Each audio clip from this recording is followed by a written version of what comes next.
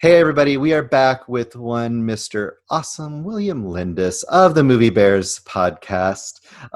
If you've watched our previous co-review of The Duke of Burgundy, we're glad you're here as well. If you haven't, go find it. It's a lot of fun.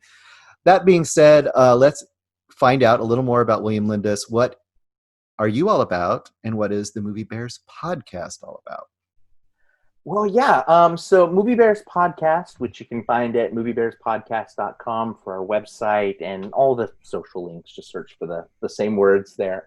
So it's a trio of us, myself, Brad, and Jim. We've been doing this podcast since the end of 2012, I think. We're at like 370 something episodes. Wow. Yeah. I mean, we've talked about a lot of movies, and so we are a self-described trio of husky, hairy, huggable homos who we're an LGBTQ film review and movie news, and sometimes listicle and deep dive podcast. We sort of just do what we want. Sometimes that's figuring out whatever the big sexy film of the weekend is. Sometimes it's counting down our favorite ghost movies or whatever our theme happens to be. Sometimes we talk about whatever crazy is happening in the news, and sometimes we spend 2 hours talking about Hamilton on Disney Plus. So it's just whatever happens to trip our trigger. That's what we talk about, but always in that movie vein. And before we move along, you got to make sure and mention your co-hosts. So who are your co-hosts on Movie Bear Podcast? Yes. So it's the three of us. I've got Brad Harris and Jim Pugliafico, two guys. They're a couple, and I am the third in that trio of hosts.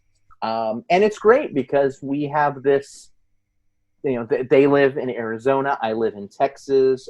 We get to see each other maybe once a year in person, but we do this thing as our way of, as much as anything else, like just hanging out every week, which throughout the rest of the year is always great, but especially right now, since we're all in this stay-at-home order, stay safe, avoid getting sick realm, just having those connection points like with Brad and Jim and I, and honestly what we're doing right now, Bruce, is just such a rewarding distraction from just like everything else.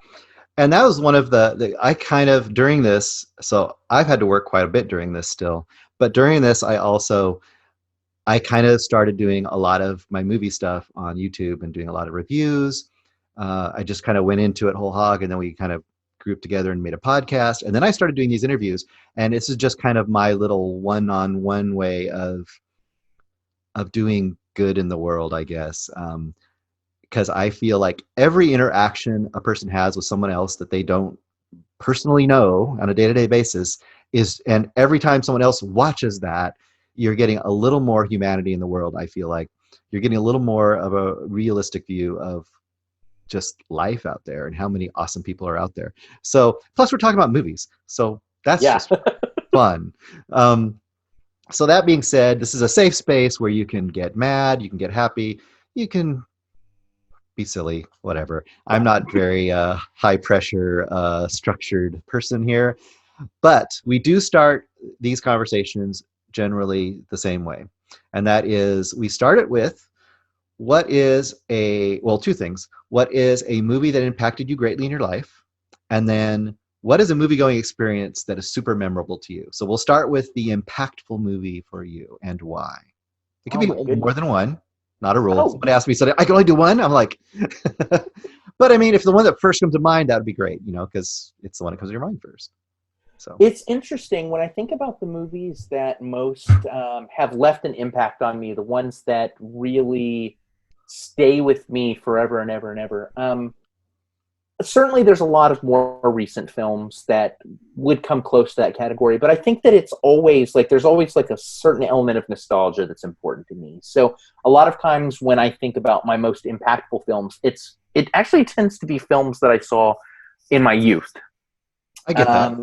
And because I feel like no matter what else is going on, I can slip back into those films, not just as a lover of film or a lover of narrative or look at those cool camera angles, which are all things that I love out of film, but you can almost slip it on sort of like a comfortable blanket, or like, like a worn in pair of shoes. You always know what you're going to get. And I think for me, the one that most does that, honestly, is the film Labyrinth, which Yeah. is kind of a weird pick. It's not necessarily like a deep dive one, but you know, that movie, I saw it when I was fairly young. I resonated with like the kind of the Henson Muppet stuff a lot as a kid, because everyone my age did to some degree or another. Sure. But I also loved the fantasy elements in it. Right. Scott Bowie, and can't I go was gonna wrong with say you got Bowie in there too. Bowie. You've got that cool contact juggling stuff going on. Uh, all that's really good, but more than anything, there is a texture to Labyrinth that I think helps inspire sort of like the way that I look at film, because this was something that is for kids. It's puppets and fantasy and fairies and trolls and stuff like that. But there's like a kind of a gritty texture to everything in that I don't know, sort of makes me feel like it's like a lived in world, and most importantly, one that I can keep coming back to at different stages in my life and always discover something new while also finding something familiar. So, yeah, I wasn't expecting to say Labyrinth just now, but yeah, I think it's Labyrinth. That's awesome. No, I mean, I think you're right. I think we all have certain things like that. I think back for myself, and there's a few of those. Like my grandma used to love The Music Man, so The Music Man Mm-hmm. always has a place in my heart. Even though I'm not a big classic musical guy, The Music Man is one that I can go back to, and it still hits me in some ways. And I even go back and look at The Music Man now, and I feel like there's some really interesting things in there. You can watch The Music Man now, Mm-hmm. and it's pretty interesting.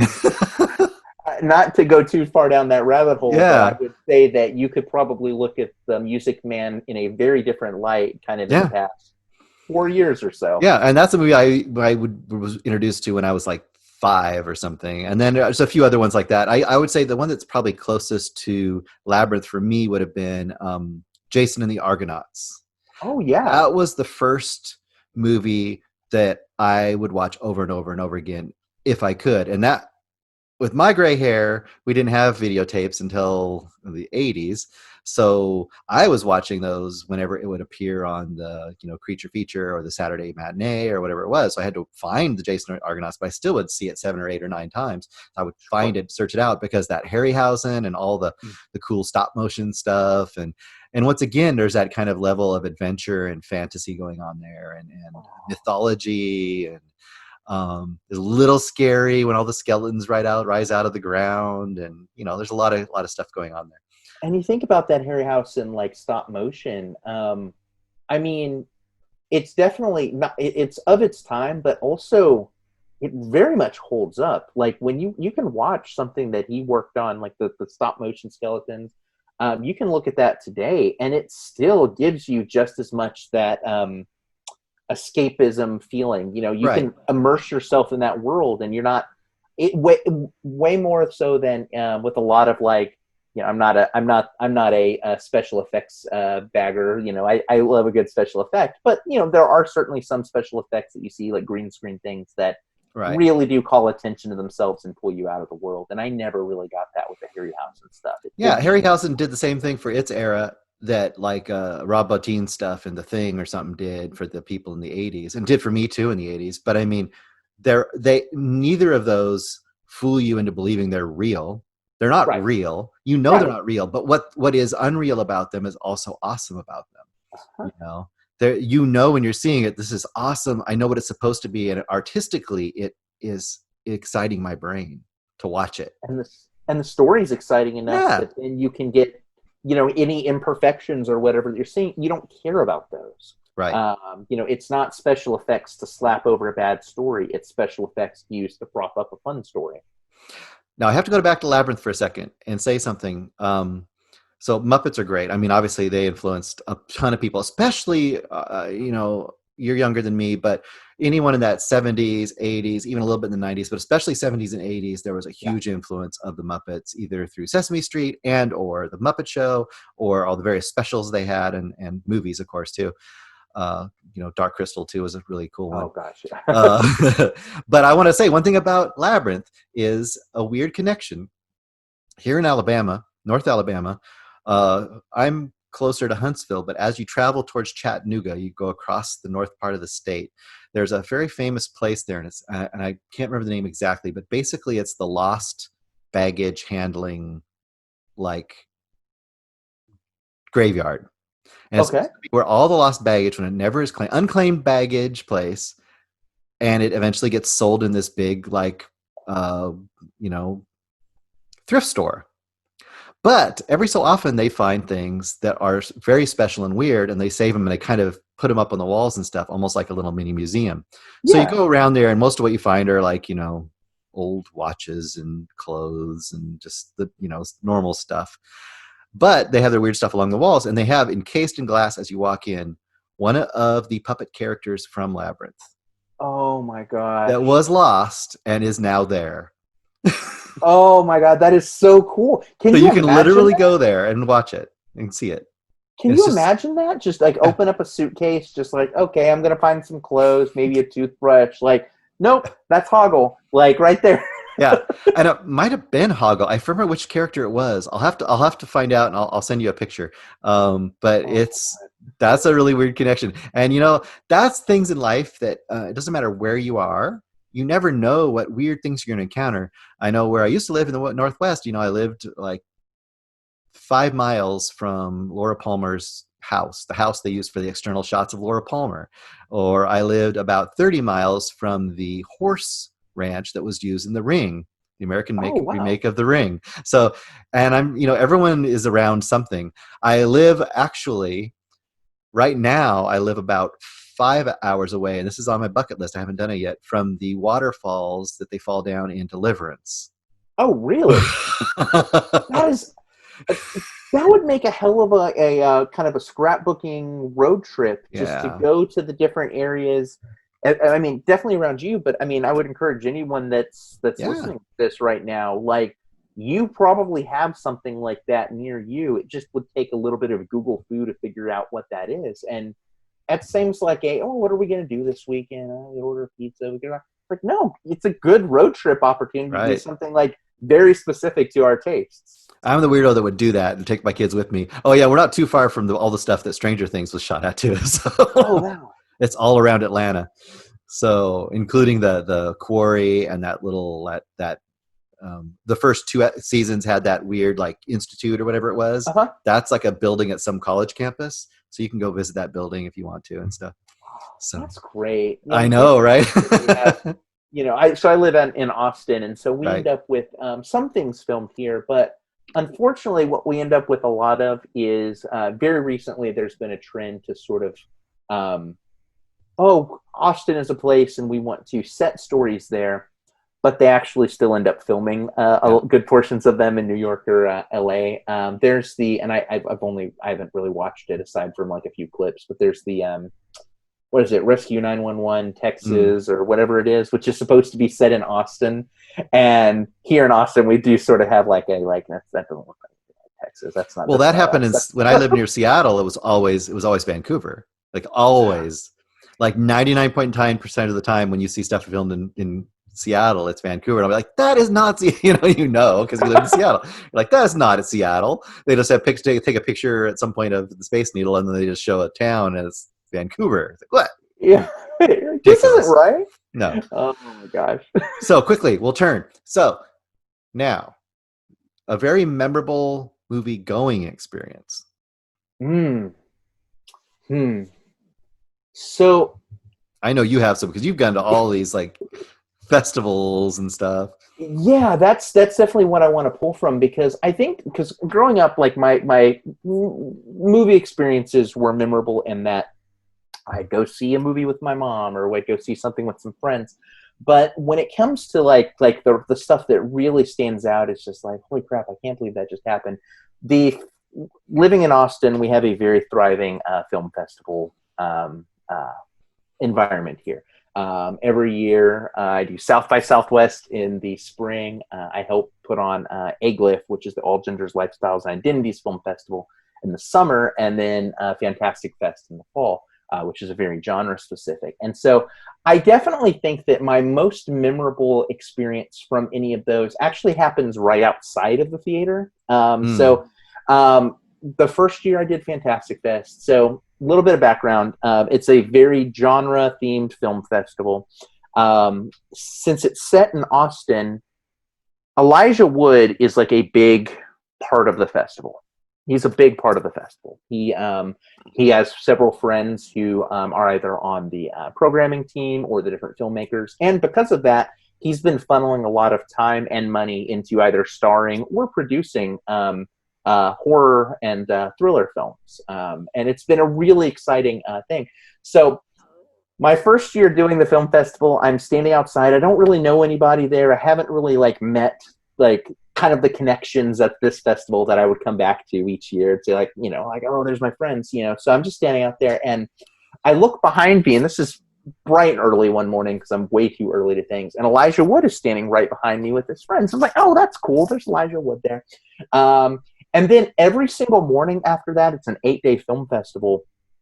I ended up just look over my shoulder, and he's standing right behind me. And so at this point, like I would start bringing other friends to the festival, like, hey, you got to come check this out. And it's gotten a sort of like a numbing experience over time because now they'll be like, oh my God, that's Elijah Wood. I'm like, yeah, that's Elijah Wood. Yeah, you'll still have he's super nice. He's super great. But it is just, it's exciting for me because I think that it's, up until then, I'd seen a few like Q&As of like a celebrity talking about their film or whatever, but it was my first time to meet someone who I already knew from watching their movies and realizing that they're also a film fan too. Yeah. I think that was, it's to seeing someone who it's like, oh, it's not just their career. This is like their passion. They want to be in the mix of it. They just want to watch a bunch of cool freaking movies as well. And this isn't definitely one of those like, celebrities. They're just like us type moment. But it is kind of.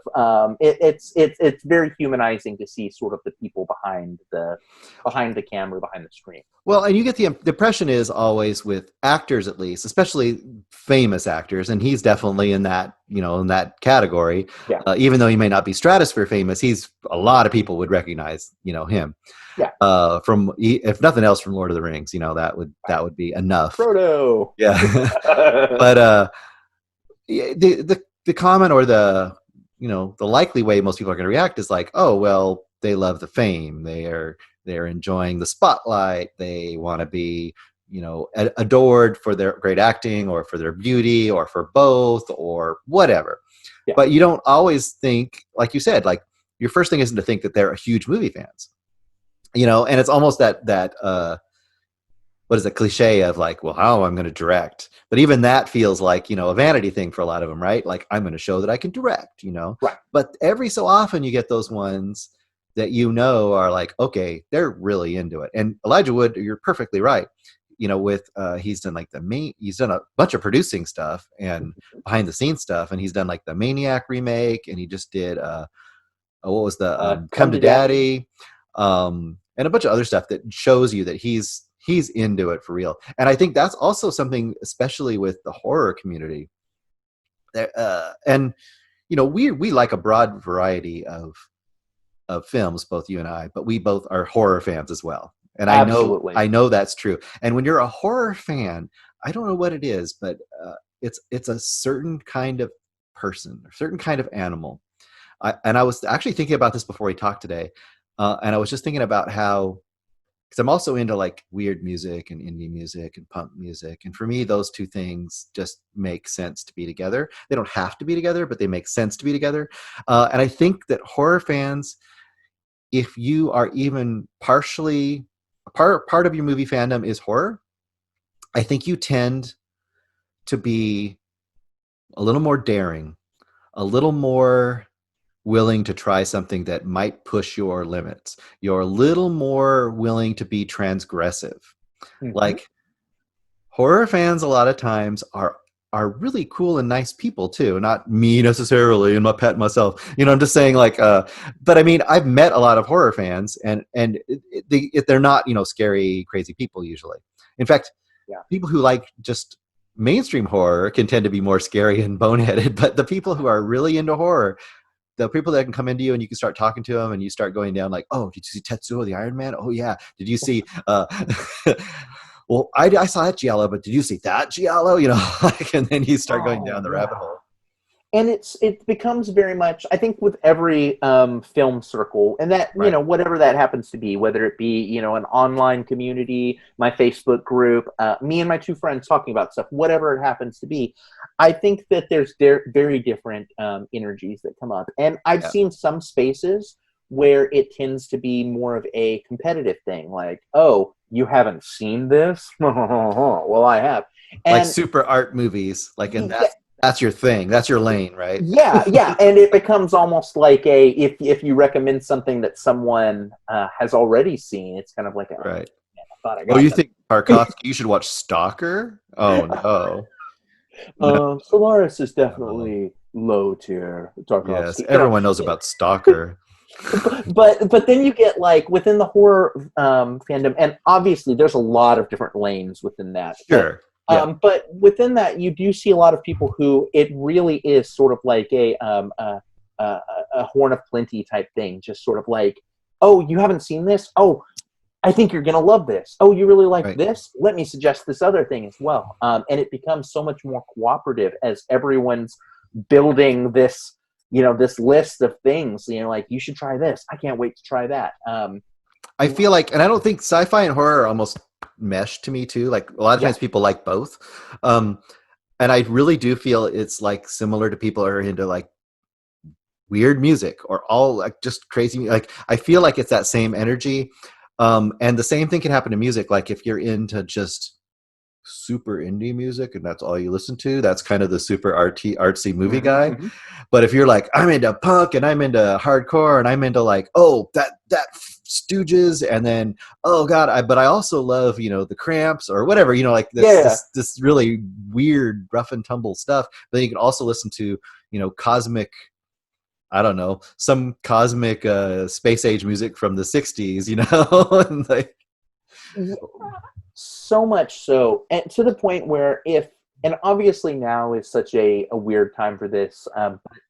If anyone happens to be in an area where you have a local film festival, and I think most places do, you may have to drive a few hours to get to the nearest like major city hub, but you've right. probably, most people have something somewhere near them. It doesn't have to be like a big international film festival. Sometimes it can be a weekend retro film festival in your area. I really recommend doing those whenever you can, because as much fun as it is to watch the films, it's even more fun to go into the lobby in between films and just talk about them.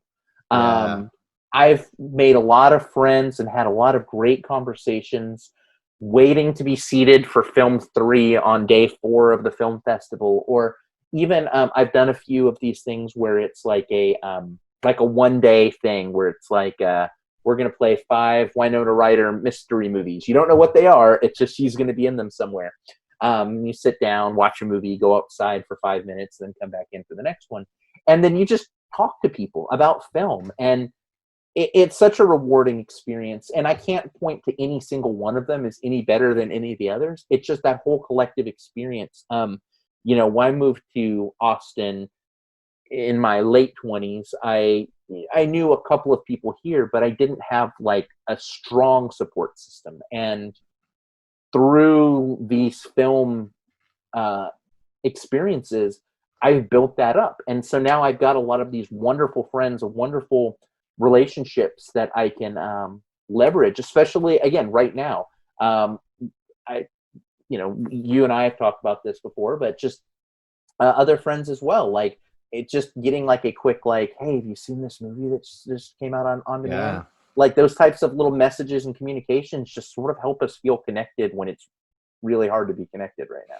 Yeah, and I think that I agree absolutely. Cinematics for us has been a great, like the Cinematics website is, or not website, but the group is an amazing group for Facebook, especially. Yeah.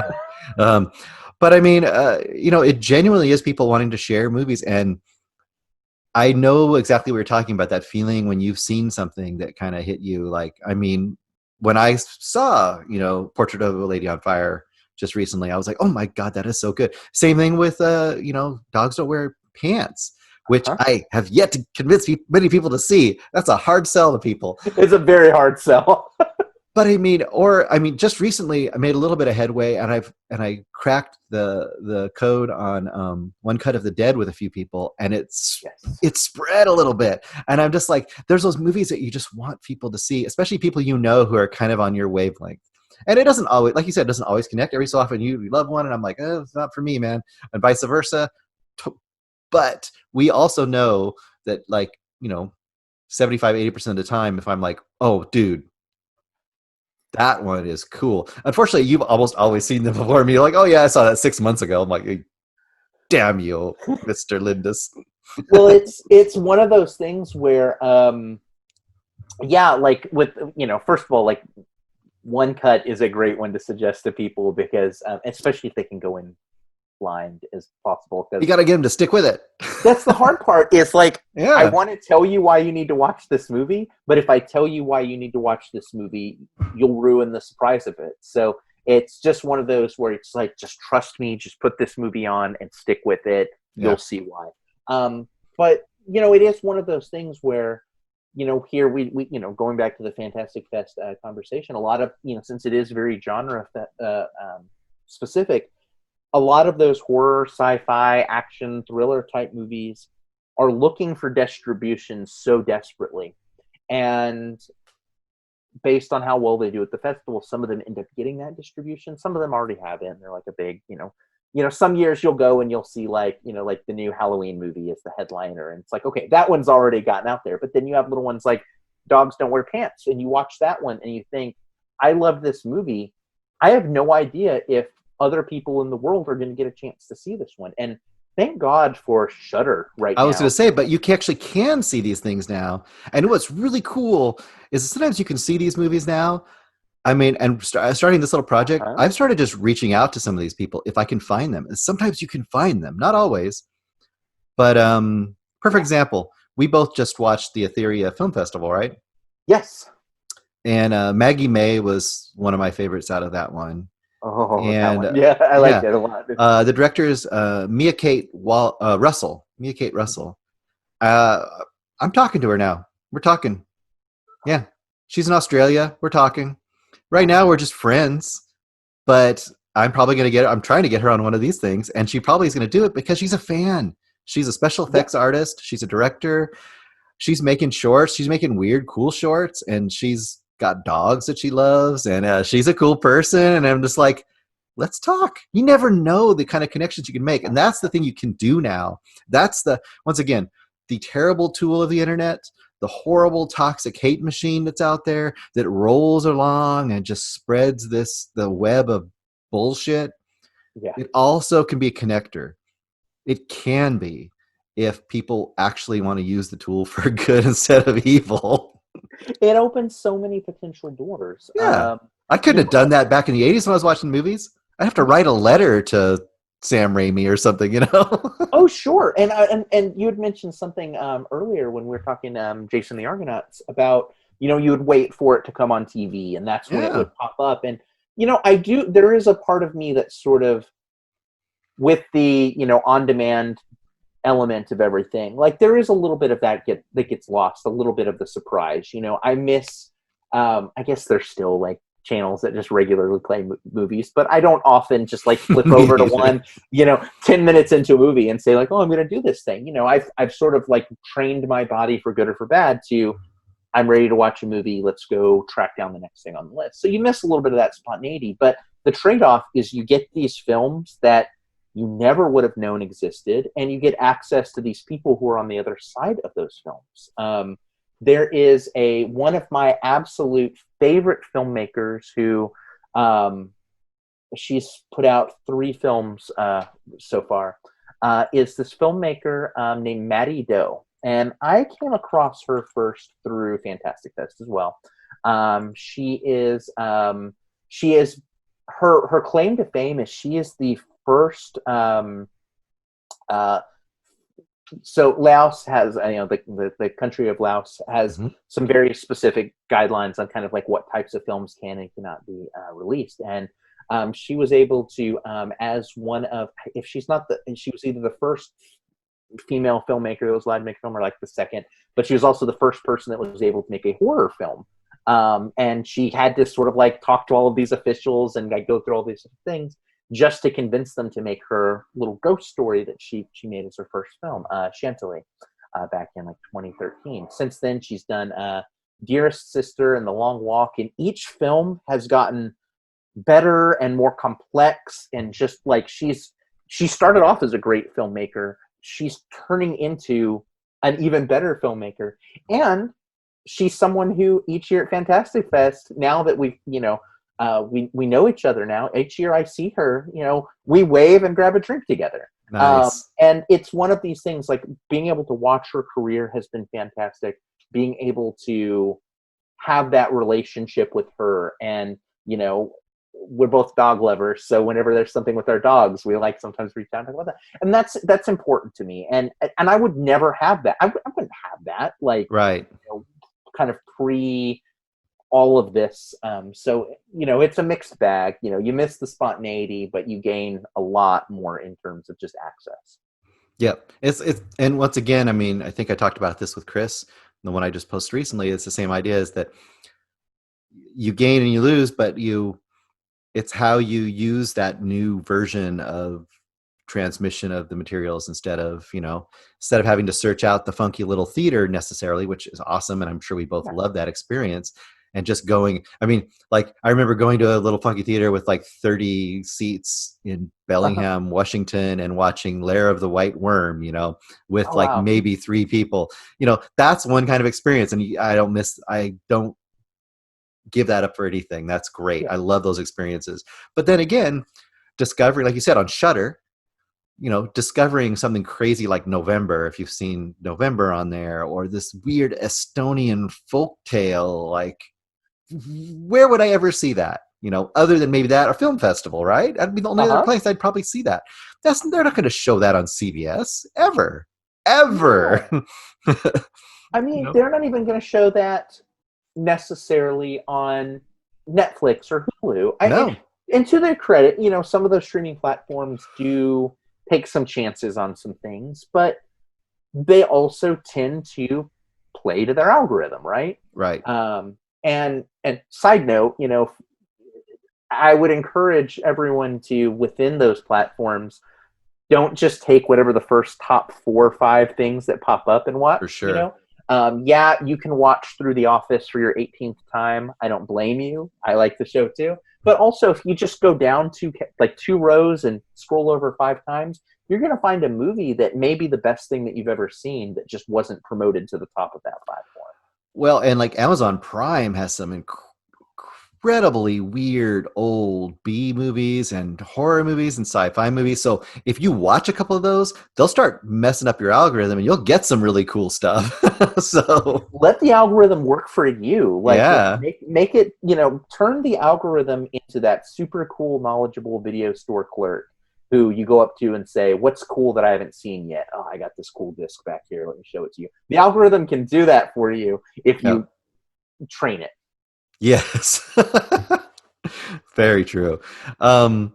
So my movie going really started to go from just a kid to an adult, like you do in life as a teenager. Um, and you start exploring more interesting movies as a teenager. And I remember, because of me, that was the boom of videotapes and all that. But what I really have a memory of is the weird in between movies where I went with my parents to a movie that wasn't quite right to be with them Yeah. at. And I have a couple of those that really hit me as looking back, like, wow, that was a weird movie to see with my parents. And do you have one like that? And I'll share mine, obviously, but Oh, I have a couple for sure. I think it's like the thing that most jumps out to me with those types of things are any type of movie that has like a sex scene in it, Yeah, because it's whatever, it's like whatever. right. It's like it's a part of human nature. It's perfectly normal. It can be tasteful. It can be tasteless. Whatever. Right. But that gets changed dramatically when you're sitting right next to the person that And brought you're you like, into this did world. they know they were taking me to this? Yeah. Gosh. I don't know if there's one in particular that stands out from that. I can tell you, my mother and I, we used to watch a lot of, used to. She's still with us, just like we live in different areas. So, but we used to go see a lot of horror movies together. That's Growing awesome. up, like that was my thing, and she really enjoyed them too. My sister less so. So sometimes it would just be the two of us going to watch something. And so we could watch like the bloody, goriest stuff, but a lot of times those movies then also have the, you think about the cabin in the woods style trope of, like the Yeah, virgin, the sure. promiscuous one, the jock. And so that when that very early sex scene happens right before the jock and the promiscuous one get killed in whatever horror movie we're talking about, you kind of know, like, okay, well, I have to sit through this watching next to my mom. And you're like 10, so it's even Right. weirder at that point. And then as soon as like the violence happens, it's like, fine, okay, now we're in a different thing entirely. It's We like can it's do way this more together. comfortable. Isn't Yeah. that so American? So much so. So Right? That so. tells you, I bet you, if you talk to someone from France or something, that's reversed. 100%. Isn't that 100%. interesting? But I did a like a trip in high school, like, where you like go to like Europe for 2 weeks and just kind of check out the Sure. landmark. And so I'm like 14, and we would turn on the in Paris, we turn on the television, and there's just on a commercial there were just breasts. Sure. And as a 14-year-old, it's like, that's mind-boggling, because Mhm. stateside, oh my gosh, you have to wait until if you're watching Cinemax after 11 o'clock at Yeah. night, that's After when you can see hours. that. Yeah, yeah. And then it's just like, nope, they're just selling a car or whatever it is they're Yeah. selling. But those moments were so good, and not just even that, like the video rental aspect of it. Yes. I did I was a Cub Scout as a kid, and my mother's very afraid of spiders. It's just not her thing. But she's like, okay, we're gonna do the little like the campground thing, and she was one of the chaperones, and we did the whole day there. And when it got down to like getting ready for night, she started seeing the spiders, and she said, "Hey, I'm going to give you the choice here. Like, I will stay and stick this out with you, but this is really tough for me. But if you're okay with us bailing, we'll go and rent just as many movies as you want." And like, because she knew that was my thing. Yes. And you can have your friends stay over, and we can we'll order pizzas and just sort of like really sweeten the pot. And so I was like, yeah, absolutely. And so I mean, I remember what we rented that night too. We went and got Candyman, I think. Nice. Good Yeah, job. yeah, which was great. It scared my friend so much that he had to go home in the middle of the night. Nice. He tapped out. But no, I think about those moments, and like that's I'll always remember, like, us watching all of the Freddy Krueger movies, or like, us picking up Candyman and her being like, okay, like, yeah, I'm fine with you watching this. So I got to twist it a little bit, but first I'll say, so for me, I had very similar ones too. I remember my mom, the two that kind of stick in my brain, well, three actually. One was, and I must have been like 12 or 13. We went and saw 10 with my parents. That was pretty bad. Yeah.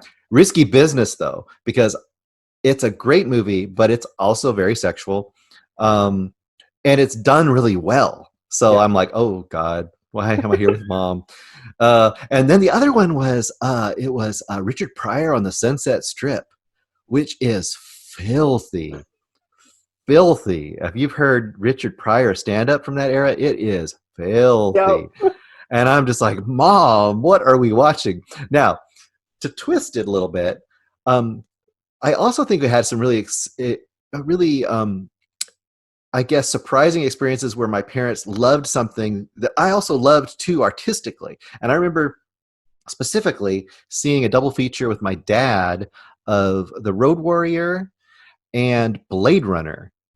Okay. And I know that's a pretty Yeah. big double feature, Yeah. but it was. I don't know. One of them was on second run at that point, and one of them was brand new. I think Road Warrior is brand new, and I think Blade Runner had been out a little bit. I'd have to look. But I remember doing that, and then figuring by the end of Blade Runner that he wasn't going to like that because it was just boring to him. But he loved Blade Runner. My dad loved Blade Runner. And I was just like, my dad loves Blade Runner. That's pretty damn cool. You know? That's so cool. I think back to like my mom had this like because again just based on my age like they would do the thing where like they would rent some movies and then like the ones they really liked they would have like a blank video cassette. They'd like make a copy for themselves. And so I remember she had this like just this massive collection, this little shelf of just these like movies that she'd gotten. And one of them, and I never watched it with her, but I always think back to like, oh yeah, my mom liked this movie enough to have it in her account. It was Midnight Cowboy. Yeah. Yeah. And it's one of those things you don't tend to think of like, like Midnight Cowboy as being like your mom movie. And yet No, it is. And that's an amazing movie too. And thematically, I mean, that is so not a mom movie. No. There's nothing about that would be a mom movie, which means well, first of all, it brings a couple things up. One, it shows you the power of a great movie. Like Yes. if it's a great movie, it's a great movie. It's a great movie, and if it gets people, it gets them, even if it's not thematically necessarily their cup of tea. But it also just shows you. I mean, it's kind of cool to see your parents like have a little more. I mean, maybe you don't know, maybe you do know.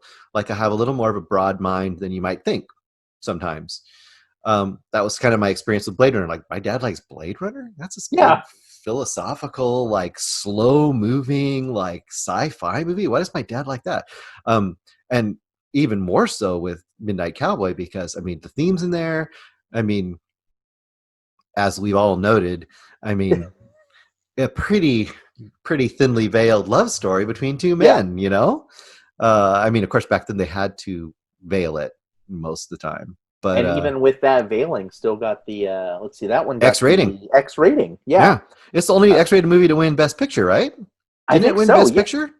I think it did. It was at least. Did. If it didn't win, it was at least nominated. It was in the mix, like which for X-rated film doesn't happen. But that was when it originally came out with X rating. The idea was supposed to be it was adult. It's like NC-17 now, essentially. Yeah. So, and then of course, immediately it became porn, but because why wouldn't it? Yeah. Well, that's the natural extension of all things, right? Like if it can become porn, it will become porn. Absolutely, it's the fourth rule of thermodynamics.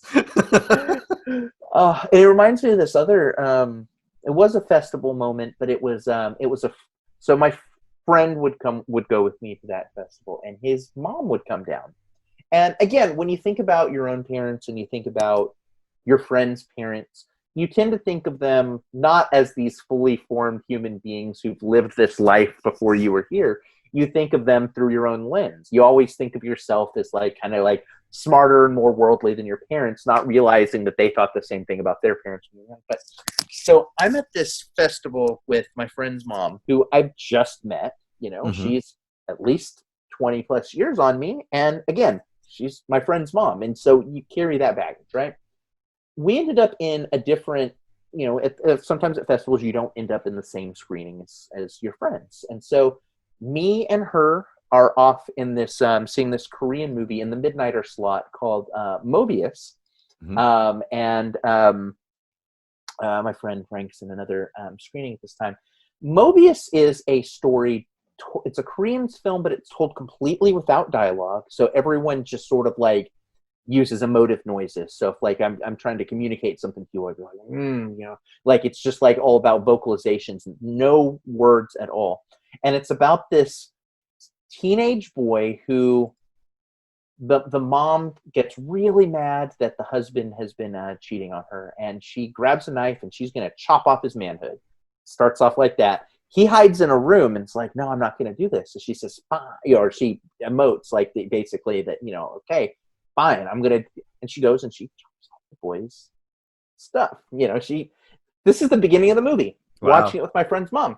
And then the rest of the film is about this boy who is trying to come of like sexual age, but feeling very emasculated. And so the father gets this pumice stone and is able to like help him feel arousal by like helping him rub it on his arm. Again, watching this next to my friend's mom. South Korean Hedwig. Yeah, it is a very like challenging film in terms of Sure. like sexual themes. Right. And she was on board. She was just like, "Well, that was weird, but I really liked it." I mean, cool, yeah. But That's yeah, it was awesome. very uncomfortable in the moment. Yeah, that is awesome. It's kind of funny. I didn't think we'd be end up talking about parents. It's neat how like I think that and I think it's kind of the strength of the format of what you've got going here. It's like I think that good movie discussions go where they go. Right. We all have these touchstones in our lives, and and it's not just a matter of like kind of reading off like my 5-star list on Letterboxd. It's Right. more about the moments that helped inspire any of those connections that I had with those films. And so that's what's so powerful to me about film. It's not Me the too. experience of watching it; it's the experience of So talking about it. yes, and it's been said and said and said again. I mean, Anderson says it all the time. The empathy machine, that whole thing. And I love a good book too. But a book doesn't. The thing about movies is their sound, their vision, their words. You know, they're all these things working together and firing in your brain, and it to me it creates a different. It's an experience. It creates a different experience. Um, and I think it's the only thing in my life, like artistically, very few other things. Maybe music sometimes can do it too. That really it changes me, and I think music can change me too. It kind of hits you in like a more I don't know how to describe this. It hits you more in an emotional way. Like it hits Right. you. It makes you feel an emotion. Um, but a movie can change the way I see the world. Easily, I don't know. easily. I don't know how to describe it. And it was funny. I mean, you're talking about that. I just mentioned Hedwig, but I mean, I love Hedwig. I love Hedwig and the Angry Inch. I love it. I love it. I love it so much. And I loved Rocky Horror when it came out too. And there's this kind of, and it's a stereotype. I know you're a freak. You loved Rocky Horror. But to me, what I loved about Rocky Horror was when it came out is that when it started, it had science fiction double feature. Mhm. And I love science fiction B movies. I'm like, this movie gets me. And then it adds all the other, the freak and the outsider and the sexual, you know, fluidity and acceptance. And then this don't dream it, be it is such Uh-huh. a fucking powerful, simple, to me, don't dream it, be it is the all you need is love for reality. Oh, and you're so right. Like I think there's something about Rocky Horror specifically, and Yeah. Hedwig. But Hedwig's different. Hedwig's they're very yeah. different. But they like there is this like punk rock energy to both. Yes. And Um, that is the other thing that gets me. and, Glam and- punk. Yeah. yeah, and it's also like a very. I think what's great about music is that you can really find that great album or find that artist and really get into it. But I think at least for me, sort of the exposure of like, or the experience of communicating that to somebody else is a little different. It's hard. It can be like, Yeah. oh, I really like this album so much. I really like track 4, like whatever happens. That's all well and good, but I can sit down and show someone a movie, and 2 hours later, they can hopefully have experienced exactly what I have, and then we can talk about it on all of the different sensory levels Right. in a very specific way. And it can go beyond that. Like one of our favorite things to do here, we haven't done it lately, is we have a sort of a regular shadow cast of Rocky Horror. Mm. So we go and we do Rocky Horror screenings. God, I Me love Rocky and my Horror. boyfriend have gone probably 30 times to go see Rocky Horror live. For a while that was like our every Saturday night. It's time to go see Right. Rocky Horror. And we again meet people. You're able to have these communications. You can mention "Don't Dream It, Be It" to someone, and if they're on the same wavelength as you see that little twinkle in their eye, that Yeah. little smile pop up in their face, and you can see them in real time reliving all of their memories with that same property. Yes. And I was gonna say, something about it went out of my brain. I hate being old sometimes. um Yeah, that experience of knowing it's. I was going to say is that there's movies like that that are can do two things too. They can also kind of tell you like, oh, this person really is not my way of like. When they just say like, oh, that's dumb. And you're like, oh, Yeah, I thought you were like me, but you're not. But it's interesting because you can take a movie like that, and then I can equally as love a movie like Deliverance, which is seems so different as far as like they're both about like one's just about being a man in like the masculine world, but how horrible it is, in Deliverance. But they're both ultimately like really humanistic. But I'm losing my track of thought. I don't know what I'm trying to say. But I was going to say, those the movies that kind of are litmus tests, I guess. Like when you watch them with somebody, they're on the same wavelength as you. Yeah, recently, like we talked about, and I know you like them, Midsummer and Hereditary. yes. People that get them, I love them. I mean, almost fanatically so. Like I love Midsummer and Hereditary, but man, some of the people that really love them are like, "Ooh, there it's like cultishly love it." Which Yeah, is fitting. yeah, But yeah, yeah, I think that that's especially true with for horror fans. yeah. I think that there is we really want to elevate whoever it is that's doing kind of the best work within within our sphere of influence, within the things that we love. And not to say that there haven't been good horror films pretty much every single year, because every single year there's great things coming out, even if it's just stuff that you haven't discovered yet. Right. But there really does seem to be a new renaissance of horror right now, between your Ari Asters and your Mike Flanagans and your Eggers of the world. People who, all of which have very different sensibilities and approach it different ways, but all of which are putting out pretty good, pretty high quality commercial horror films. And that's so exciting to see, because then as a horror fan, you realize, well, not just are these good, but now studios are going to be more likely to put more money towards the next Ari Aster, Mhm. and give us the next thing that I'm going to fall in love with. Well, yes, absolutely. And I had mentioned that in that last one about how it kind of being a new auteur like renaissance. But also I think what you're finding is, and movies in general do this, but horror especially does this because it can deal with things in such an extreme way, but also metaphorically and look like something else. I think horror is especially a canary in the coal mine.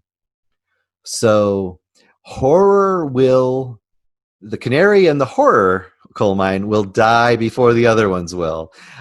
When something is happening, you may not even quite catch what it's getting at yet, but you'll see it there first. And you can even think about it. Look in the 60s and look at some of the stuff that was getting made in the late 60s horror. You got Rosemary's Baby, you got Repulsion, you've got some really transgressive, weird, interesting stuff going on, and it's telling you a lot about society, and it's telling you in a more visceral way than mainstream movies are doing. And they kind of catch up eventually in the 70s, but by that time horror is somewhere else. It's already moving along. And the 80s, same sort of thing. You got some really weird stuff going on that's kind of getting to that underbelly of what's really going on in America at that time. Society. You've got some really fucked up weird horror going on. Or the really bizarre movies like David Lynch and stuff too is doing crazy stuff. And I Oh yeah. think the art we're getting now is a sign of the times. We would not be getting the great art we're getting now if the world wasn't so fucking shitty. And Yep.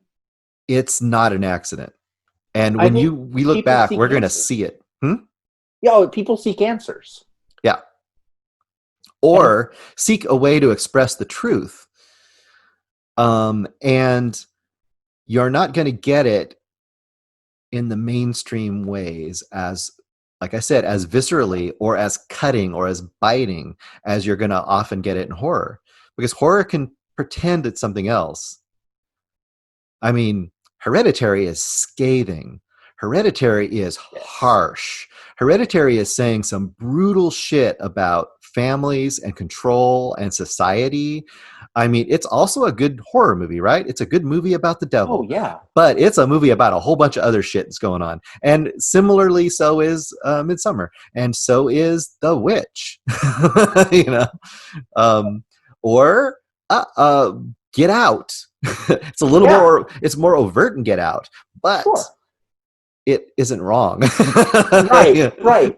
And well, it's so compelling because horror itself is so fascinating to me because you're right. Like people are seeking truth. These filmmakers are seeking truth, and sometimes it can be a little more on the nose, of Mhm. course. And that's okay. There are some films that will put their themes exactly on the label, and that's what it is.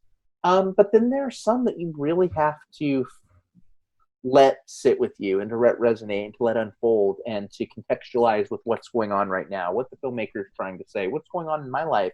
And in some ways, it even goes beyond the author themselves or like death of the author theory. And sometimes a piece of work can be co-opted in a good way by communities that absolutely need that. I think of the horror genre as a whole is there's a lot of people within like the LGBTQ queer community who are obsessed with horror films because one, for the longest time, our representation on film was as the villain. Right.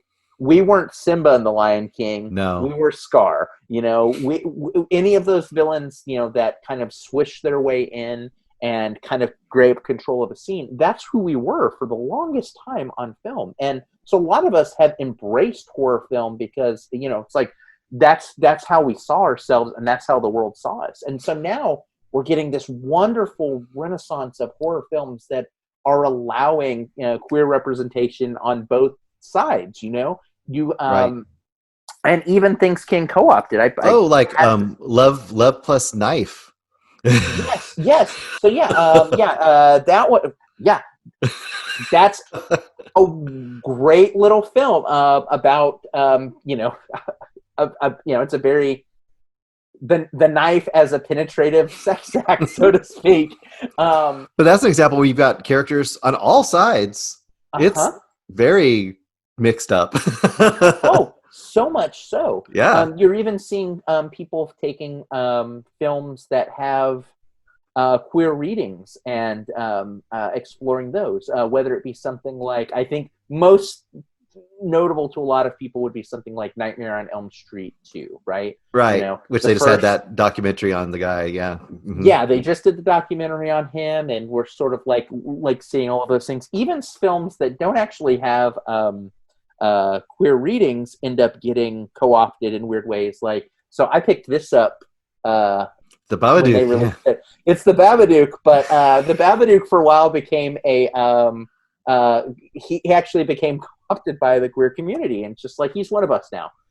And so you would start to see him show up in a lot of like pride things and whatever. You'd see him so much so that IFC, who released the Babadook, released a limited edition. Like, fine, we're gonna do a pride edition. So they actually made a rainbow sleeve that you could buy your copy of, and I did because I thought, why the hell Well, not? and as long as there's been horror and monsters, there's been the misunderstood monster, the thing that everyone's afraid of wrongly, right? And Yes. that's such an obvious metaphor to grasp onto. And once again, it's always been a way to talk about the misfit, the outsider, whatever that is. Whether it's your sexuality, whether it's your religion, whether it's whatever those things might be. Monsters and horror has always been able to kind of deal with that thing, and that's always been an interesting side of horror too. Is that even from the almost the earliest era, King Kong, the most obvious example, wasn't bad. You're supposed to feel sad when he dies at the end, and he's the monster destroying New York City. So that has always been an interesting aspect of horror too, is that the anti-hero or the sympathetic monster has been a big part of that ethos. Yeah, he's a sympathetic monster. He's a misunderstood other, and I think those types of things help build empathy, As because you, opposed to the action movie or the Western, which is, yes. I don't know if we need to say anything, but I think it's obvious. Yeah, there is a lot of, within those, absolutely, there is a lot of maintaining the status quo, maintaining certain concepts of what is like masculinity, what is femininity, and What like is what good, what is actions, bad, what is right, what's what is good, wrong, who's allowed to be the hero of the who's narrative, allowed to who be owning things. exactly, yeah. And I think we're starting to see more and more of that eroding. Right. It's still very prevalent, and it's prevalent in all genres, even horror, which I absolutely love. I do fully subscribe to the theory, of being critical of the things you love. You can love Right. it, but also with the side eye. And one of the things that's been both refreshing and maybe also um, not refreshing at the same time is even within the horror community, there's some of these toxic elements that kind of like Oh sneak yeah. their way in. And there's been sort of at least in a lot of the online spheres the last couple of years, a lot more light shined on that to make the spaces feel even more comfortable for people that are kind of on the marginal sides of society. So it's been bad, but it's been good too, because I'm seeing more and more people kind of wading into those fights and making sure that the space is a comfortable space for everyone. Yeah, and I think what we were talking about earlier, I think that you see that in, the most obvious things are like, I don't know, for Friday the 13th, or like the most like gender specific, like slasher movies, which never Yeah. were my favorite because they were like, it's like going and seeing a football game almost. I don't know how to describe it. It was like sports. Whereas I wanted to go see Reanimator. I wanted to go see The Yeah. Evil Dead. I wanted to see, or even if it was something kind of similar, I'd go see like Fright Night. I love Fright Night a lot more than those movies. Um, I don't know how to describe it exactly, but I feel like that is a little bit of a dichotomy there that you get. Um, Oh, so much so. And I think that, you know, even within the slasher genre, you have like a formula. You know mhm. who every character, like once you start watching them, and sometimes that's fun. Sometimes it's fun to just sort of like be able to sit down and turn off your brain and sort of like watch through something familiar. Just Sure. this time, the monster uses an axe instead of a hatchet or whatever. Um, but I'm right there with you. I think that those types of films don't always challenge. Sometimes they're a good appetizer, but a lot of what's exciting about horror is when it really does challenge you, and it doesn't have to be esoteric, it doesn't have to be weird, it doesn't have to be surreal. It can, and I love it when it is. But even a film as simple as, I was very high on the film Us from Mhm. 2 years ago, I was too. and it's a film that wears a lot of its themes on its sleeve, but there's also a lot of themes that you have to sort of sit with and see, okay, well, what is he saying about this right now? Why is he Right. saying this? Why is this exact thing come? And I like that a lot. It's you can have a surface level reading and get it and enjoy. You can have you know what, I'm going to do a 5-hour video essay on this thing and deconstruct every scene line by line, and also have a satisfying experience. And that's what's great about horror and film in general. Film in general is when you can get that film where you can just every time you watch it peel back another layer and find another nugget. Yes. And there's a lot of those coming out recently, actually. And that's once again where um, the fact that you can find the little movies that are doing that, little as in budget movies that are doing that, just as big as money as the big movies, that is the good side of this streaming world, because there are some movies that are not, I mean, just recently we saw The Vast of Night. I mean, I don't know how much that guy spent on The Vast of Night. I think it was maybe 1 million, maybe, Yeah, not, probably not. Beautiful little movie, simple movie, shows a ton of promise, does some really interesting stuff. Um, would never get seen, and maybe still won't get seen much, but those are there if you want to find them. Those kind of movies, and you can geek over them just as much as you can the next giant, I don't know, Tenet coming out this year. yeah. And we'll probably be geeking out over Tenet. Although I must admit, I'm not a huge Nolan guy. I'm consistently underwhelmed. I don't know what it is. What's wrong with me? No, you're fine. So this is, I know we've talked about how we kind of align on a lot of things, probably in kind of like the 70-80% range. And I align with you a lot on that too. It's usually like, I feel like, in film circles, like, you're kind of supposed to revere Nolan. And I think in some ways you do, like this is a guy Technically. that technically, so we're probably in the exact same thing. I once heard someone say about Christopher Nolan, it's like an alien came to Earth and made movies to try to understand what is human. And sometimes I get that from Christopher Nolan. Like I like the technical aspect is there. He loves film. He loves he loves the experience of film. He loves the spectacle of film in a way that like is very Spielbergy in a lot of ways, which is great. Mm-hmm. But sometimes like I get to the end of his movie and I just like the emotional click just doesn't turn over for me. Same. Memento, I loved. I think Memento is really high up there for me. But especially some of his other more recent ones like Interstellar, like was a beautifully shot film that just I've enjoyed just about every one of his movies he's made. Yes. I've enjoyed them, but they don't draw me back to them over and over and over again. I've seen most of them more than once. And I'm still not like, I mean, the performance, obviously, Heath Ledger's performance is amazing, but yes, there's not a lot else there. I could literally watch the Heath Ledger performance in that movie, and that's it. And the movie doesn't mean much to me. And I know I'm really kind of blasphemous here because people revere that movie. And hey, if it hits you, that's your thing. Awesome. It's a great movie. I can't deny that. But I could see myself much more moved by a good chunk of PTA stuff or the Coen Brothers stuff. And even though both of them have things that just don't hit with me either, sure, there is more that has hit with me way deeper from those three guys, I guess it is. Yeah. PTA, I mean, Punch Drunk Love. Oh. Fuck, that movie is good.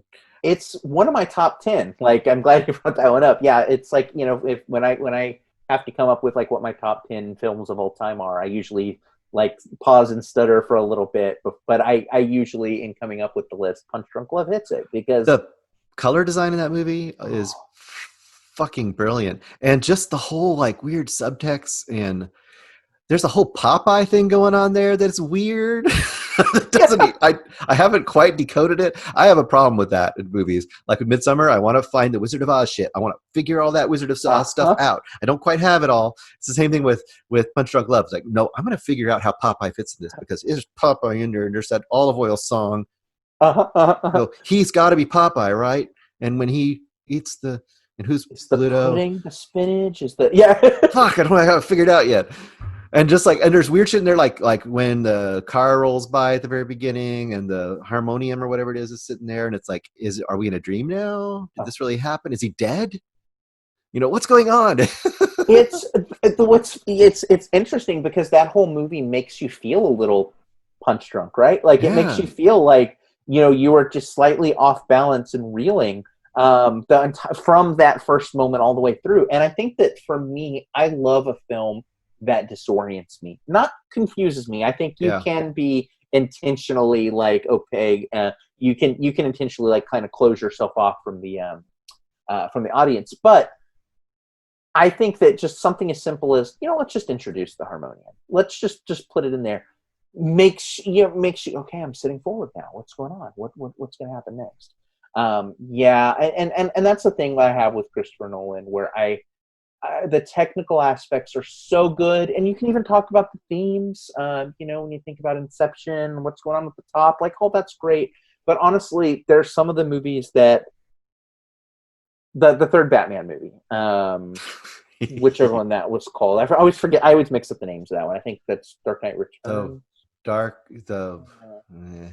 Batman Begins, Dark Knight Returns. Okay, yes. I had to work with it. So that one there, my favorite part of that movie is the behind the scenes of the airplane shot at the beginning. I would rather just watch that because it was cool to watch how he did it.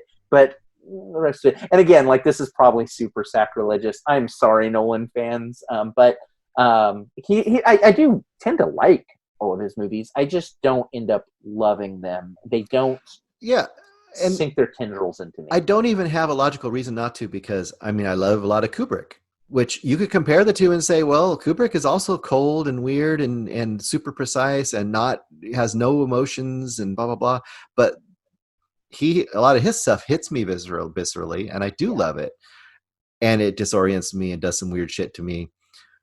I don't know why Nolan doesn't and Kubrick does. You know, I, I, I guess that's just taste.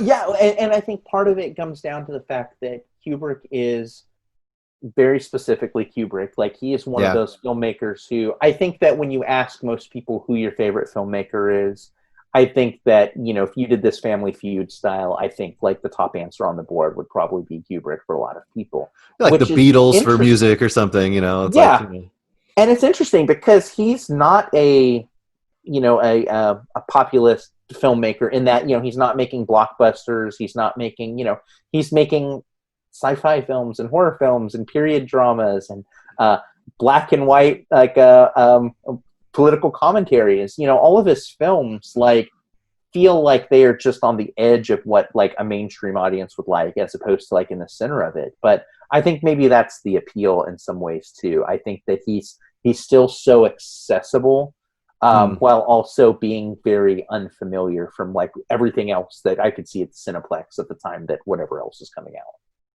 absolutely. And once again, he has that Nolan like intensity of like technique. So I think there's always that aspect too that gives it a timelessness to it. So if you are a movie geek in any sense, you can definitely get that side of things too. So like I mentioned the last one, he is the guy who will say, create me the lens that can film everything in candlelight, and you're going to do it and I'm going to do it. Okay, let's make Okay, that happen. let's figure this out. And I wonder some of it too, if it's just time and place, right? Yeah, If Nolan occupied the same, epoch that Kubrick did, would we have grown up with him or kind of experienced him at that time as this, example of what film could be? And would we revere, 1977's Interstellar and 2001, which came out in 1963? Like if we had like if those movies were just transposed back a little bit time, would we look at them different? Probably so. There's yeah. probably a lot of that, but they didn't, and so But that's they would have that's been different too. Like the they would have time, been. the time creates the movie too, and the person that made the movie and all that stuff. So you can't extricate them from each other. So Yeah, and it's when we see him, who we are when we see him too. But like you said, I mean, if a movie that really gets into your core, you can see it again, and it will still hit you. For me, it might be, well, I say it to everybody, Harold and Maude. Fucking love that movie so fucking much because I love those characters so much, and I think that it's such a human movie. It's such a life affirming human movie. It is glorious. it's so wonderful. You can just find films that do that are just, they capture whatever it is about humanity that you need at exactly that time in your life. Right. And whenever you come back to it, I one of my all-time favorite films at this point is a fairly recent one, and that's Moonlight. Yeah. And God, I haven't seen Moonlight. I have to see Moonlight. you have to see Moonlight. It is I'm going to see Moonlight before next week for my next review. I'm going to see Moonlight. It's been on my list forever, and it always gets pushed around. it's easy to do that. So like I've got that on my, oh my gosh, my watch list. I add 3 things for every one thing I knock off. So I totally get it. But Moonlight for me is definitely one of those ones I think that hit at the right time. It showed me, doing LGBTQ festivals and doing a lot of the screenings and like kind of helping pick out the programming for it. For the longest time, you had this little corner of film that was queer film, and Right.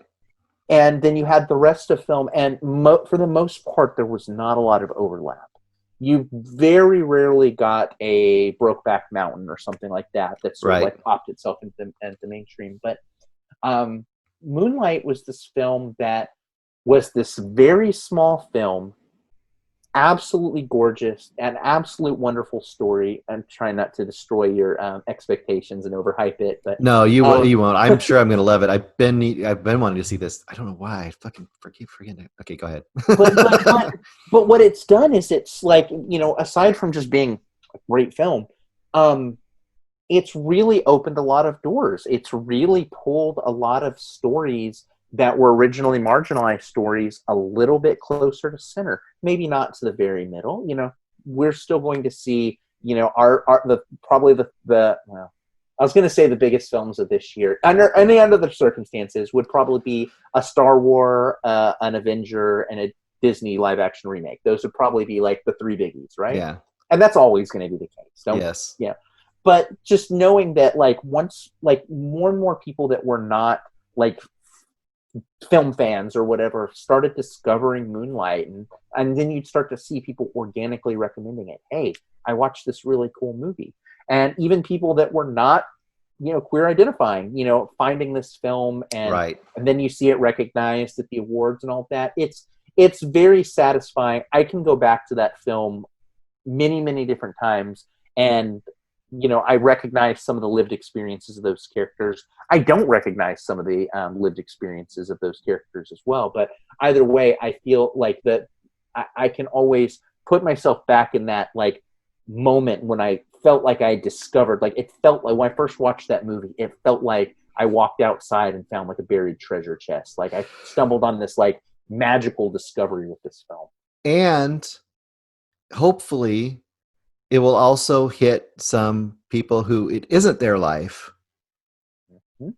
Almost not more importantly, because obviously a person discovering and coming to terms with themselves, that's a life-changing event, Yeah. obviously.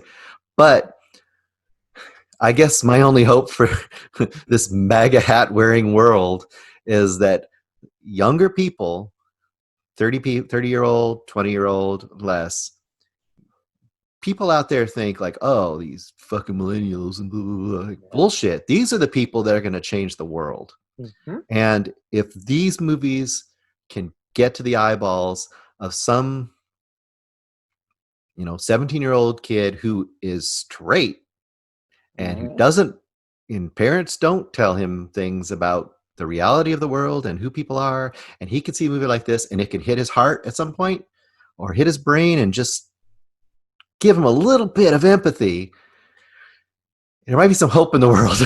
You know what I'm saying? I believe so heavily in Yeah. the millennials, and there's the Zoomers, right now, Yeah. who are at this, like, precipice of, like, ultimately they're going to inherit, Right. whatever we give them, right? Right. And you want them to be able to take this thing and turn it into a better version of what it is now. You want them to build a better future, and then their kids to build a better future, and kind of so on and so forth. And I see a lot of things right now that give me hope about that. I think Right. that, the kids are all right in a lot of ways, but anything that we can do to help support, just those, taking those very decentralized, very marginalized experiences, and even if you can't center those, allowing them to be accessible enough for that empathetic reaction. Just the fact that that movie will just pop up on your Netflix feed and be there, as opposed to, and I just thought about that awesome documentary we saw this year, which would be up on my documentary list for the year, is Circus of Books. Mm-hmm. Whereas that's the exact opposite. Like, you had to go to this bookstore to see this little corner of the world, Yep. and everybody else who's not will never see it. You know what I'm saying? Like, that movie being out on Netflix's little, like, Yeah. splash page for at least however many days it was, that might mean some mom and pop or some kid might see that. And I think that alone gives a chance to expand the mentality a little bit, hopefully. I mean, I guess I'm a little bit glasses half full. Yeah. Despite all reality around us, I believe that it can happen. So Well, there are some gray-haired white guys that are heterosexual old white hair that are not in Alabama. I'm fucking in Alabama. yep. Yep. Well, and I Wife's probably like, absolutely why is he yelling? I absolutely value that too. And I'm not monolith for the queer community, but just from my perspective, I think that we value our allyships. We value the people that help champion us, because it's sometimes it can be exhausting to be the only person championing yourself. So having people like you, people like kind of like the Zoomers that are like like all of that, like it's so important. And the fact that, so usually capitalism, big C capitalism, has a lot of like very big pros and very big cons, but one of the pros is that sometimes an idea that may not have been popular otherwise, if it starts to become financially viable, then it starts to propagate. And I think you're starting to see that a lot more. People are hungry for horror films starring non-white leads.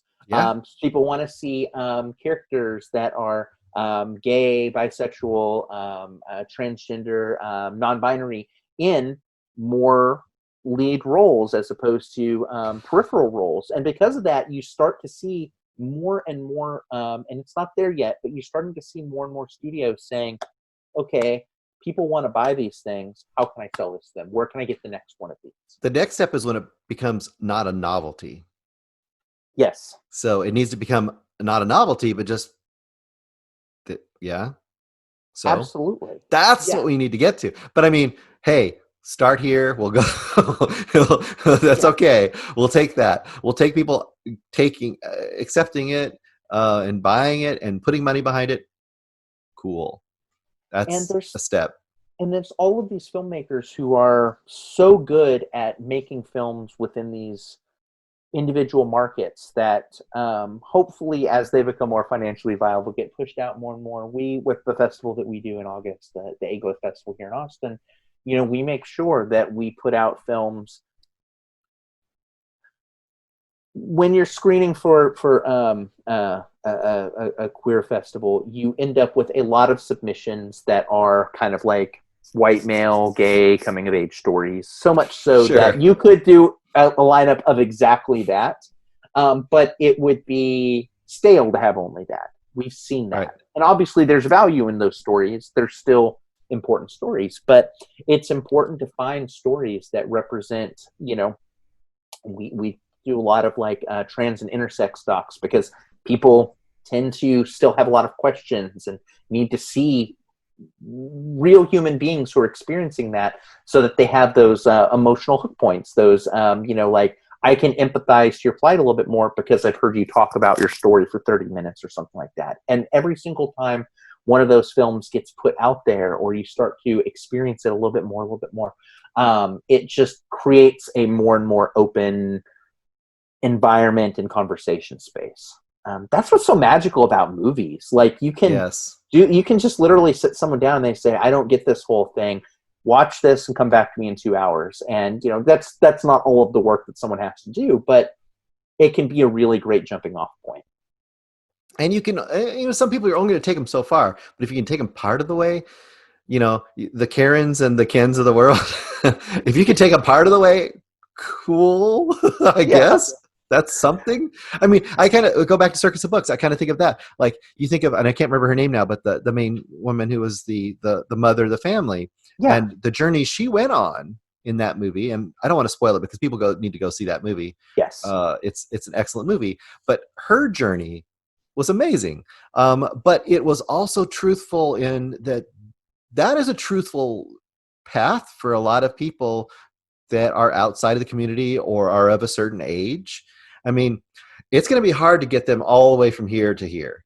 Right. But you can maybe get them from here to here. And then if you get them from here to here, and after 10 more years, you might be able to get them over to here. Because right now, everyone's going over here. Yeah, all you can do is move the needle. And I'm in a county right now where we need to wait a week to see if people should be wearing masks when they're inside places. I mean, let's let a few more people die before we decide if it's important. So the needle might move a little slower in certain places. Yeah. Oh my gosh. Yeah. And it's one of the great joys of living in Austin, and also one of the great uh, disappointments of living in Austin is we are a remarkable blue city with no city is perfect. We've got gentrification issues. We've got marginalized communities being priced out of different areas. We've got a lot of those issues that we still have to deal with. But our our overall bent is much more aligned with myself than probably the rest of the state of Texas is. Sure. Oh, And that's for sure. I'm sure. and so because of that, I end up in this great spot where it's like it's sort of like an oasis effect, where Right. you have this false sense of security at times. You also have this safe place at times. So it's both, but you also have legislature that is dealing with both citywide issues and statewide issues, and when those things don't align, sometimes you can end up on the shorter end of the stick. So it's a very weird experience. I totally get what you're saying about the masks. We have our Karens and our Kins here too. We have our our city, our local city council, and our governor had two very, very different ideas on who should wear masks and when, and Right. that clash did not work out very well for us. Well, I'll tell you down here, man, it's, whew, you gotta, I would say the people who are hardcore freaks, Yeah. weirdos, liberals, whatever you want to call us, different communities that are the alternative communities, whatever that might be. The people that are down here, it is not, you are not a poser. You are not in it for the fashion like you might be able to get away with on some super liberal cities. Mm-hmm, If mm-hmm. you're it here, you're doing it because it is who you are and what you believe in. Because down here, you could get your ass killed for Yeah. it. And And it makes me like, I always value the freaks, right, because there is a brave sense of sincerity to just how they live their life, yeah, in whatever those spheres happen to be just very unapologetically themselves, even at the risk of personal harm or even social harm, or oh not being yeah, able to get that job, or being looked at funny when you go, just like all of those different things. yeah.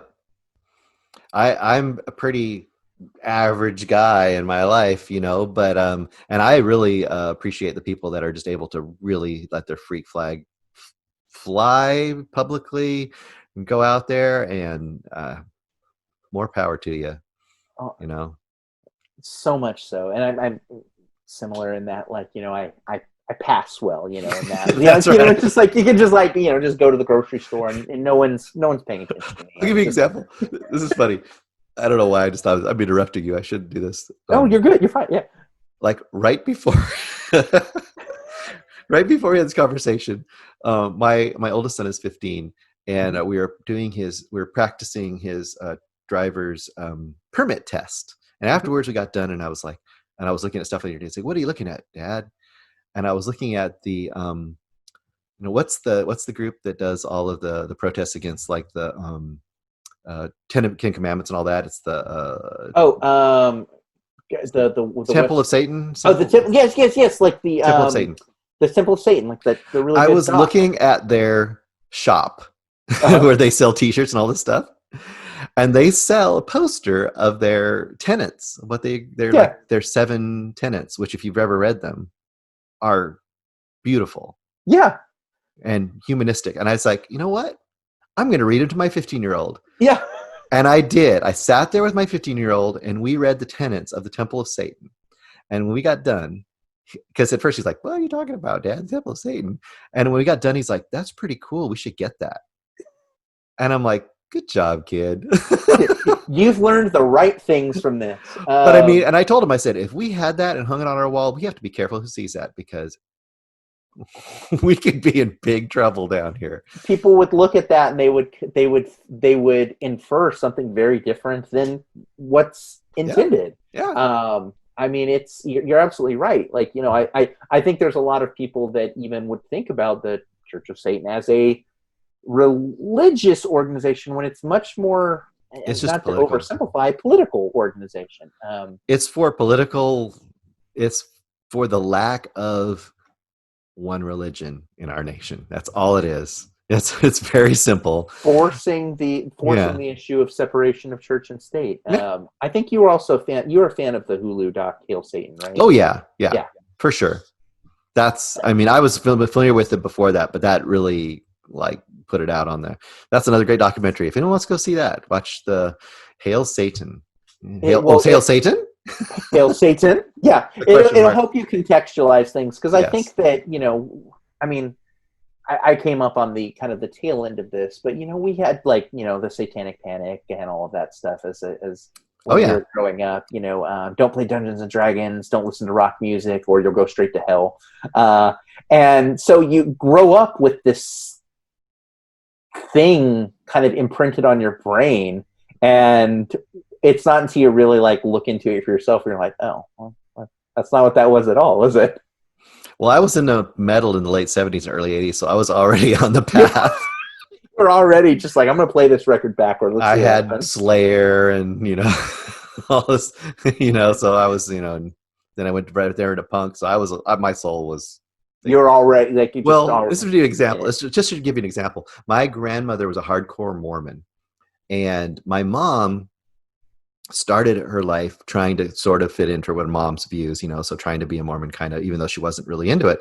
So for the first 8 years of my life, I was a Mormon. And Okay. at 8, they want to baptize you. And I refused to let them baptize me at 8. And I don't know why I did that, but something in my core has always been just no. I mean, I knew it. Yeah.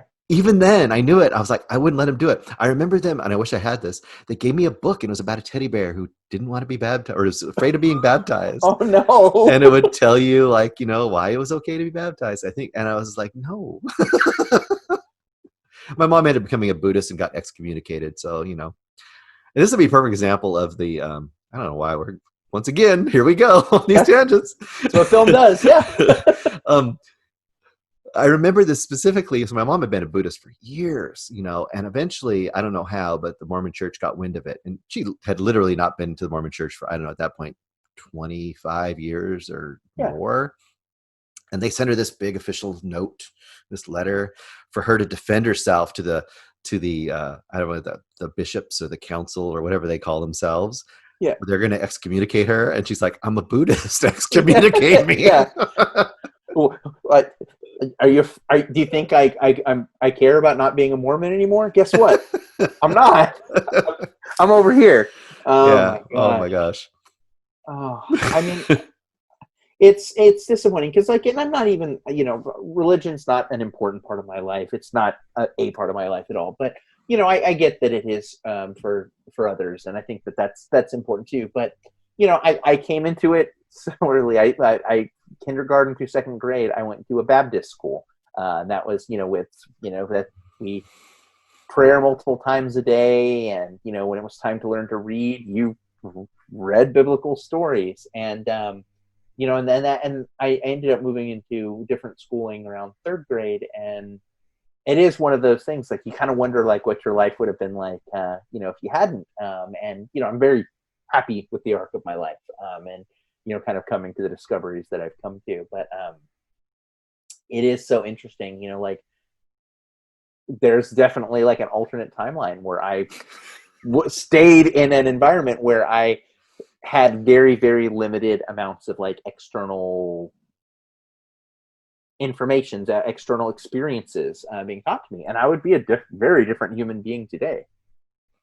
Yeah. And I mean, how many of these people who are so vehemently hate-filled are hate-filled because they're denying or they're not able to deal with whatever side of their life that religion isn't accepting, whether it's their sexuality or their whatever it might be. I mean, we know how many of these guys who are hardcore, I mean, then you find out they're tapping their toe underneath. That's always the joke of just like, see who votes against you and then see if you can find them on Grindr. Like, yeah, no doubt. And No doubt. Happens a lot. The thing that's amazing to me is always that, I mean, I've lived long enough, you've lived long enough to remember, like, Jimmy Swaggart and, Jim and Tammy and on and on and on. And they all have these falls from grace that they never had, and they get to be accepted back in, even though they're these, I mean, what? Yeah. What is going on? I don't get it. It just defies my brain. My brain just can't figure it out. I don't understand. And meanwhile, like I find, much more solace in sort of like the Church of the Misfits, like Sure. like whatever that happens to be. It's not an actual church, but like just the idea of like, I can be an imperfect being, just as someone, one of those like famous fall from grace preachers could be an imperfect being. But the difference is that me and my circles, we just kind of understand that that's just how humans are. It doesn't have to be like a from the ashes story. It's just because you're not dictating their morality either. Exactly. You can be flawed if you let other people be flawed. Mm-hmm. Mm-hmm. And you can ask for forgiveness if you're not expecting them to like be perfect either. You know what I mean? Like, what? Humanity is just a collection of us just sort of like making mistakes and constantly, hopefully, learning from them and getting better from it, and hopefully having the space and the grace or whatever it is that you want to call it to be able to do that and to learn from those mistakes and to become better. Yeah, absolutely. That might be a good place to end. Words of wisdom, or whatever they are. Leave it off on William Lindus's words of wisdom. Yeah. Because I think that if people are still with it at this point, I don't know how long this will be when we actually post it. It'll probably be like an hour, and who cares? We were talking. That's okay. That's what these things are. At the end of it, I feel like I've made a friend. Every one of these I've done, I feel like I've made a friend. If it goes on this long, for sure, I feel like I've made a friend. I mean, we kind of were friends before anyway, but now we've actually talked. Next time we actually have to give each other a hug and get a drink or something. But yes, 100%. I'm still hoping that once we're on the other side of all of this, that's right. Which we're all going to be in our own little lanes for some time to come, but there's going to be an after time, and at that, we if there's ever a festival here that you're able to like get away for a little bit, and it's hard. Travel is it's a money and it's a time sink, but if any of those opportunities do come up, like I would love to see you explore Austin and to explore the film scene here. For sure. Well, thank you so much, William Lindus from the Movie Bears podcast. Yes. And you guys think that this guy's awesome. There's two others that are just as awesome. 3 of us. There's 3 of us. And I know I talked This is only the tip of the Bearberg. Yeah. Oh, that's really good. Brad, Jim, and I, we get together every Tuesday and we live stream our experience, and you can watch us talk through whatever it is that we're talking through.